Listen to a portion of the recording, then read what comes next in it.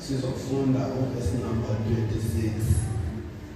uYesu akumbona unina emikunye nalo mfundi uYesu owayemthanda. Wathi kunina, mama, nanko unina wakho. uYesu akumbona unina emikunye nalo mfundi uYesu owayemthanda. Wathetha lamazwi uYesu. Wathi, mama, nanko unyana wakho. Apha sifunda khona bathandekayo.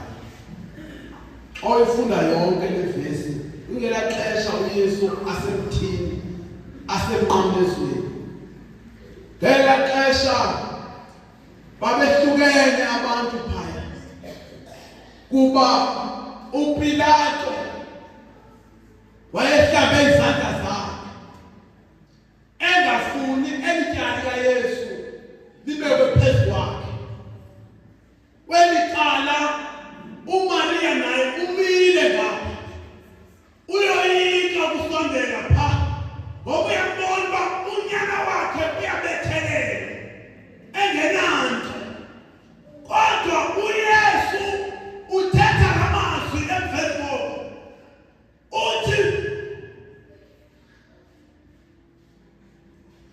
uYesu uMaria, nanko unyana wakho. uYesu enhlizweni yakhe, emphefumulweni wakhe, wayiqonda uba uYesu akakwazi ukufa abantu emhlabeni behlukene. Haleluya! Ngoba uYesu wabona ukuthi kulemema kuyo abantu bahlukene. Abantu bambona ukuthi uyasana njani, abantu bambeka icala uYesu. Wathi uYesu, nanku unyana wakho. Haleluya! uYesu wathandekayo washeza edibanisile selibandla lakhe. Lento ifilibeko silobe enhlizweni yami, uba ngabule ngaphakathi kwethu uthi usindisiwe, kodwa kokhona wena abantu bayehlukana.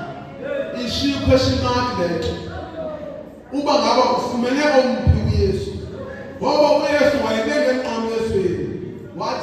Wathi mfazi, nanko unyana wakho. uYesu wayebadibanisa kuba bathandeka bebehlukene, ngoba imeko yabehlula.